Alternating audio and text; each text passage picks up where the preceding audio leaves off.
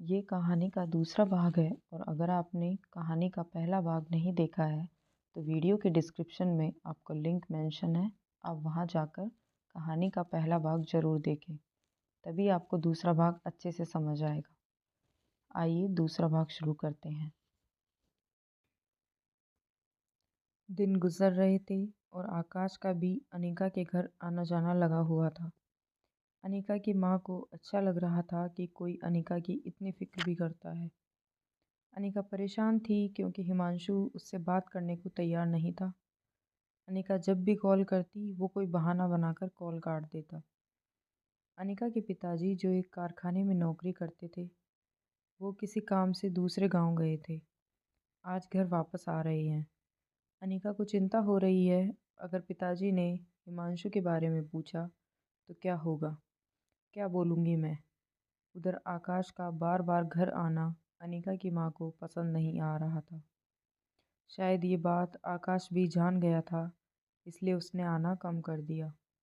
अनिका के पिताजी घर आ गए थे, तभी उन्हें खबर मिली हिमांशु गांव आ रहा है। वो बहुत खुश हुए। उन्हें नहीं पता था अनिका और हिमांशु की लड़ाई के बारे में। अनिका को लगा हिमांशु को सच्चाई का पता चल गया है और वो मुझसे माफ़ी मांगने आ रहा है। हिमांशु भी घर आ गया और आते ही उसने अनिका के पिताजी को प्रणाम किया और बोला, अंकल जी, आप सही कहते थे, मैं अच्छा लड़का नहीं हूँ। आपकी धोखेबाज बेटी से प्यार जो करता था। हिमांशु ने अनिका के चरित्र पर उंगलियां उठाई और सगाई खत्म करके चला गया। अनिका के पिताजी अपनी बेटी पर लगे इल्ज़ाम सह नहीं पाए। अनिका के पिताजी को दिल का दौरा पड़ा और वो बिस्तर में जा गिरे। अब वो दो महिलाएं डर गई थी। वो उन्हें अस्पताल ले गई, जहाँ डॉक्टर ने उनको मृत घोषित किया। आकाश भी भागा भागा अस्पताल चला आया। अनिका इतना रो रही थी कि उसने आकाश को पकड़ लिया और आकाश से लिपट कर रोने लगी। पूरी विधि के साथ अनिका के पिताजी की अंतिम संस्कार हुआ। उधर अनिका ने हिमांशु को कॉल किया तो उसके मामा जी ने कॉल उठाया। अनिका ने हिमांशु से बात करने को कहा तो उसके मामा जी ने गुस्से में बताया कि हिमांशु की सगाई है आज, मैं कोई भी मनहूस बात नहीं करूँगा उससे, और कॉल काट दिया। उधर अनिका की माँ की तबीयत भी बिगड़ रही थी। एक दिन अनिका की माँ ने अनिका को बुलाया और कहा, बेटी, मेरी तबीयत दिन बर दिन बिगड़ती जा रही है। मैं चाहती हूँ तुम जल्द ही शादी कर लो ताकि मैं चैन से मर पाऊँ। अनिका रोते हुए बोली, माताजी, आपको कुछ नहीं होगा। आकाश भी बहुत ख्याल रखता था अनिका और उसकी माँ का। अनिका की माँ चाहती थी अनिका आकाश से शादी कर ले, लेकिन आकाश एक अमीर लड़का था। अनिका की माँ डरती थी, ना जाने उसके परिवार वाले उसको अपनी बहू मानेंगे या नहीं। एक दिन वो अपने कमरे में थी, तभी उसको कुछ आवाज़ सुनाई दी। सामने देखा, आकाश किसी औरत के साथ आया था। वो औरत अनिका की माँ के सामने हाथ जोड़ते हुए बोली, नमस्ते जी, मैं आकाश की माँ हूँ। जैसे मुझे पता चला कि मेरी अनिका की माताजी की तबीयत खराब है, मैं सीधे यहाँ चली आई। आकाश की माँ का इतना अपनापन देख के अनिका की माँ खुश थी। एक दिन अनिका की माँ और आकाश की माँ बात कर रहे थे। बातों बातों में अनिका की माँ बोल पड़ी, मुझे अनिका की फ़िक्र है। मेरे जाने के बाद कौन ख्याल रखेगा उसका। वह बहुत भोली है, उसको नहीं पता ये दुनिया कितनी बुरी है। बिना माँ बाप की बच्ची की ज़िंदगी बेरहम हो जाती है। आकाश की माँ पूछती है, तो कोई लड़का देखा है आपने? अनिका की माँ बोलती है, कहाँ देखूं बहन, इस हालत में कहीं जाना नहीं होता। अगर आकाश नहीं होता तो कौन देखभाल करता हमारी। आकाश की माँ कुछ हिचकिचाते हुए बोली, वैसे मैं भी आकाश के लिए अच्छी लड़की ढूंढ रही हूँ, अगर आपको बुरा ना लगे तो एक बात बोलूँ। अनिका की माँ बोलती है, बोलो बहन। आकाश की माँ बोलती है, मैं अनिका को अपनी बहू बनाना चाहती हूँ। अनिका की माँ खुश थी, वो भी हाँ बोल देती है। अनिका खिड़की से सारी बात सुन रही थी। अनिका सोच रही थी, आकाश ने अपने एहसान के बदले मेरी ज़िंदगी मांग ली। शायद वो कभी आकाश की मोहब्बत को समझ नहीं पाई। आकाश को जब पता चला तो वो खुश था, क्योंकि वो अनिका से बेइंतहा प्यार करता था। अनिका आकाश को बता देती है कि मैं कभी तुमसे प्यार नहीं कर पाऊंगी। कुछ दिनों में दोनों की शादी हो जाती है। उधर हिमांशु की भी शादी किसी और लड़की से हो जाती है। हिमांशु की माँ हिमांशु को रोते हुए बोलती है, तुमने उस मासूम के साथ अच्छा नहीं किया। थोड़ा तो भरोसा किया होता उस पे। तेरे मामा के दोस्त और आकाश के चाचा जी ने बताया कैसे गलतफहमी की वजह से 4 जिंदगी बदल गई। हिमांशु आश्चर्य से बोलता, ये चौथा कौन है? हिमांशु की माँ बोलती है, तुम्हारी बीवी। मैं भगवान से दुआ करूँगी तुम्हें अनिका की मोहब्बत की आय ना लगे, और तुम अपनी बीवी के साथ खुश रहो और अपनी बीवी पर भी भरोसा करना सीखो। हिमांशु को आकाश की बात याद आ रही थी, जब तुम्हें सच्चाई का पता चलेगा बहुत देर हो जाएगी।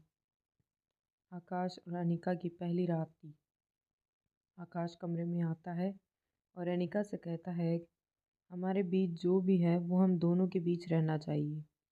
अगर मेरी माताजी को पता चला तो उन्हें बहुत दुख होगा, और आंटी जी का भी ऑपरेशन होना है कुछ दिनों में, तो अभी उन्हें भी कुछ कहने की ज़रूरत नहीं। आकाश ने नीचे बिस्तर लगाया और सो गया। अनिका खुश थी कि आकाश उसकी माँ का पूरा इलाज का खर्च दे रहा है, मगर उसके दिल में अभी भी हिमांशु था। शायद बचपन का प्यार था, इसलिए वो आकाश को अपना पति कभी नहीं मान पाएगी, क्योंकि शादी उसने अपने माँ की बिगड़ती तबीयत को देखते हुए की थी, और ये बात आकाश भी जानता था। उधर हिमांशु भी अपनी पहली रात को कमरे में गया और घूंघट उठाया। उसे कविता की शक्ल में अनिका की शक्ल दिखी। वो जैसे कुछ करीब गया, अनिका गायब हो गई। कविता ने पूछा, आखिर क्या हुआ, इतने परेशान क्यों हो? हिमांशु ने कविता को सब बता दिया और दुखी हो गया। कविता हिमांशु के पास जाकर बोली, तुमने अनिका के साथ अच्छा नहीं किया, मगर जिससे उसकी शादी अब हुई है शायद वो भी प्यार करता हो उससे। हिमांशु दीवार में हाथ मार के बोलता है, अनिका मेरी है और वो सिर्फ मुझसे प्यार करती है। कविता काफ़ी डर गई थी हिमांशु का ये रूप देखकर। हिमांशु अपने व्यवहार के लिए कविता से माफ़ी मांगता है और फिर दोनों सो जाते हैं। हिमांशु कविता से वादा करता है, पहले वो अच्छे दोस्त बनेंगे, फिर एक दूसरे को पति और पत्नी के रूप में अपनाएंगे। अनिका शादी के अगले दिन उठती है। सामने एक तोहफा रखा होता है और उसमें आकाश का नाम लिखा था। अनिका सोचती है, अगर आकाश तोहफा लाया था तो रात में क्यों नहीं दिया। उसने एक चिट्ठी रखी थी। अनिका ने उसे पढ़ना जारी किया। उसमें लिखा था, अनिका, ये तोहफा मैं तुम्हें रात में देने वाला था, मगर मुझे डर था कहीं तुम ये तोहफा लेने से मना ना कर दो। मैं ये बहुत प्यार से लाया था। मुझे बुरा लगता ये देख के, इसलिए यहाँ रख के जा रहा हूँ। अगर ये अंगूठी पसंद आए तो अपनी अंगुली में पहन लेना। अगर रात में मैं तुम्हें इस अंगूठी में देखूँगा तो अच्छा लगेगा। मैं बिज़नेस के सिलसिले में शहर से बाहर जा रहा हूँ, शाम तक आ जाऊँगा। अनिका गुस्से में वो गिफ्ट अलमारी में रख देती है। दूसरी तरफ कविता और हिमांशु की नज़दीकी बढ़ रही थी, मगर हिमांशु एक दोस्त की तरह हर बात कविता से साझा करता। अनिका और आकाश के बीच जो दोस्ती थी वो इस नए बंधन के बोझ से दिन पर दिन खराब हो रही थी। आकाश अनिका के जितने करीब जाता, अनिका उसको अपना उतना बेइज्जत करके उसका दिल तोड़ देती। अनिका की माँ का भी ऑपरेशन हो गया था। जब आकाश की माँ को पता चला कि अनिका और आकाश के बीच सब बिगड़ रहा है, तो उन्होंने अनिका की माँ से बात की। अनिका की माँ ने भी अनिका को बहुत समझाया, मगर उसका कहना था, मैं प्यार में धोखा खा चुकी हूँ, अब दोबारा प्यार मुझसे नहीं होगा। दिन गुजर रहे थे।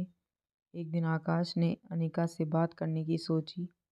उसने पूछा, आखिर तुम जिंदगी में आगे क्यों नहीं बढ़ जाती? कब तक पुरानी बातों को लेके चलोगी? कभी तो मेरे प्यार को समझो। अनिका बोलती है, सब तुम्हारी वजह से हुआ है। अगर उस दिन हिमांशु को गलतफहमी नहीं होती तो आज मैं हिमांशु की बीवी होती, तुम्हारी नहीं। आकाश भी गुस्से में बोलता है, कब तक मुझे इस बात की सज़ा दोगी? अनिका गुस्से में बोलती है, अगर तुम मर भी जाओगे तो भी मैं तुम्हें कभी माफ़ नहीं करूँगी। आकाश एकदम चुप हो गया। उसे यकीन नहीं हो रहा था, जिस लड़की को वो बेइंतहा प्यार करता है वो ही उसे मारने की कामना कर रही है। अनिका अपनी मम्मी के घर चली जाती है। रास्ते में उसको हिमांशु मिलता है, जिसे अब यकीन हो चला था कि उस दिन गलतफहमी की वजह से रिश्ते खराब हो गए। उसने गाड़ी रोकी और अनिका के पास आ गया। अनिका ने नाराज़गी का दिखावा किया। हिमांशु ने माफ़ी मांगी और फिर दोनों कॉफ़ी पीने चले गए, जहाँ दोनों ने अपनी शादी के बारे में बात की। हिमांशु ने आकाश के बारे में पूछा तो अनिका ने गुस्से में बोला, ठीक है, वो क्या होना है उसका। हिमांशु खुश था कि अनिका और आकाश के बीच सब खराब चल रहा है। वो भी बदला लेना चाहता था आकाश से। बीवी अनिका की तरह इन सब का जिम्मेदार आकाश को ही मानता था। दिन गुजरते गए और अनिका के दिल में हिमांशु के लिए प्यार बढ़ने लगा। एक दिन अनिका की माँ को पता लग गया कि अनिका हिमांशु से मिलती है। अनिका की माँ ने अनिका को बहुत समझाया, लेकिन अनिका नहीं मानी। अनिका ये भी भूल गई कि उसके बाप की मौत का जिम्मेदार हिमांशु है। शायद उसको अपने प्यार के आगे कुछ नहीं दिख रहा था। कविता और हिमांशु की नज़दीकियाँ भी बढ़ रही थी। ये बात जब अनिका को मालूम हुई तो वो हिमांशु के घर चली गई। वहाँ उसने हिमांशु की सारी बात सुन ली, जो हिमांशु अपनी बीवी को बता रहा था। हिमांशु बदले की आग में अनिका का इस्तेमाल कर रहा था। अब अनिका को बहुत बुरा लग रहा था जो उसने आकाश के साथ किया। अब उसकी आंखों से हिमांशु के प्यार की पट्टी हट चुकी थी। अब आकाश की अच्छाई उसको नज़र आने लगी। आकाश ने जो उसकी माँ के लिए किया। अनिका जब भी परेशानी में आई, आकाश हमेशा उसके साथ खड़ा था। अब उसको आकाश का प्यार नज़र आने लगा। जब वो घर पहुंची तो आकाश नीचे बिस्तर लगा के सो रहा था। अनिका को बहुत बुरा लग रहा था, क्योंकि इतना कुछ होने के बाद भी आकाश ने कभी उसको कुछ नहीं बोला। अनिका के फैसले को ही अपना फैसला समझा। अनिका रात भर सो नहीं पाई। उसने सोच लिया था कल वो अपने किए की माफ़ी मांगेगी। रात को देरी से सोने की वजह से वो सुबह देर से उठी। तब तक आकाश जा चुका था। वो जैसे बिस्तर से उतरी, सामने एक पैकेट रखा हुआ था। उसमें एक सुंदर सी साड़ी थी, साथ में एक चिट्ठी थी। उसमें कुछ लिखा था, डियर अनिका, मैं कल तुम्हारे लिए साड़ी लाया था। शायद तुम्हें याद नहीं, कल हमारी शादी की सालगिरह थी। मुझे लगा तुम घर में होगी, इसलिए तुम्हारे लिए ये तोहफा लाया था। फिर हम कहीं बाहर जाते, थोड़ा वक्त गुजारते। लेकिन जब मैं कल घर आ रहा था तो मैंने तुम्हें हिमांशु के साथ देखा। बहुत बुरा लगा, लेकिन तुम्हारी खुशी को देख के मैं भी खुश था, क्योंकि पिछले एक साल में मैंने तुम्हें कभी इतना खुश नहीं देखा। शायद इसलिए कि तुम्हें मेरे साथ रिश्ते निभाने में शर्म आती है। मैं एक दिन के लिए दूसरे शहर जा रहा हूँ। तलाक के कागज़ भी हैं इसमें, अगर तुम देना चाहती हो तो दे सकती हो। तुम्हारे फैसले पर मैं उंगली नहीं उठाऊंगा। अनिका की आंखों में आंसू थे। वो आकाश को कभी समझ नहीं पाई। उसको इंतज़ार था कब आकाश वापस आएगा और वो उससे अपने किए की माफ़ी मांगेगी। अगले दिन आकाश का कॉल आया। आकाश ने बताया वो आज शाम तक आएगा। आज अनिका अच्छे से तैयार हो गई और उसने आकाश की लाई हुई साड़ी भी पहन ली। आज वो बहुत खुश थी। तभी कोई दरवाजे में आया। अनिका समझ गई आकाश ही होगा। अनिका खुशी से बाहर गई, लेकिन ये तो कोई और है। उस अनजान ने बताया, आकाश की गाड़ी का एक्सीडेंट हुआ है और वो अस्पताल में है। अनिका भागती हुई अस्पताल गई। वहाँ डॉक्टर ने बताया आकाश की हालत बहुत नाजुक है। अनिका डर गई। कहीं उसने आकाश के प्यार को समझने में देरी तो नहीं कर दी। बड़ा हिमांशु और कविता भी किसी और काम से आए थे। उन्होंने अनिका को वहाँ देखा तो वो चले गए उसके पास। अनिका ने जैसे हिमांशु को देखा वो अपना आपा खो बैठी और हिमांशु को इन सब का जिम्मेदार मानने लगी। फिर कविता ने अनिका को समझाया कि अपने पति को समझने में तुमने गलती कर दी। तुम शादीशुदा हो और अपने पुराने प्रेमी से मिल रही हो। ये हमारे संस्कार के खिलाफ है। हमारा समाज हमेशा लड़की को ही गलत समझता है। हिमांशु ने अनिका को बताया, मैं हमेशा आकाश से जलता था कि वो इतना अच्छा क्यों है, लेकिन तुम तो उसके साथ रहती थी। तुमने क्यों नहीं समझा कभी आकाश के प्यार को। अगर पहला प्यार सफल नहीं हुआ, इसका मतलब ये नहीं कि दूसरा प्यार भी वैसा ही निकले। अपनी ज़िंदगी को एक और मौका दो। एक अच्छी ज़िंदगी आकाश के साथ तुम्हारा इंतज़ार कर रही है। कविता ने बताया वो अब माँ बनने जा रही है। हिमांशु ने भी अब ज़िंदगी को एक नए सिरे से शुरू करने का फैसला किया। हिमांशु और कविता चले जाते हैं। अनिका को पछतावा होता है, काश वो भी अपनी ज़िंदगी के कुछ फैसले थोड़ा पहले ले लेती। आकाश को होश आ गया है, डॉक्टर ये बोल के चले जाते हैं। अनिका अंदर जाती है। आकाश बोलता है, ये साड़ी तो मैं लाया था। अनिका ने आकाश को सारी बात बताई और माफ़ी भी मांगी। कुछ दिनों में दोनों घर वापस आ गई। अब दोनों खुशी से एक दूसरे के साथ रहने लगे। ये कहानी ख़त्म हो गई है, मगर ये सच्चाई है हमारे रिश्तों की, जिन्हें हम कभी समझ नहीं पाते, और जब समझते हैं तब बहुत देर हो जाती है। बहुत बार तो किसी की ज़िंदगी से जाने के बाद उसका महत्व पता चलता है। इसलिए अपने रिश्तों की कदर करें और उन्हें समझें। अगर आपको विश्वास है अपने साथी पर, तो कोई तीसरा कभी आपके बीच नहीं आ सकता। हम बहुत जल्द एक नई कहानी के साथ मिलते हैं। रिश्ते में विश्वास बनाए रखें और कभी ऐसे हालात पैदा मत करना कि किसी तीसरे की गुंजाइश हो आने की।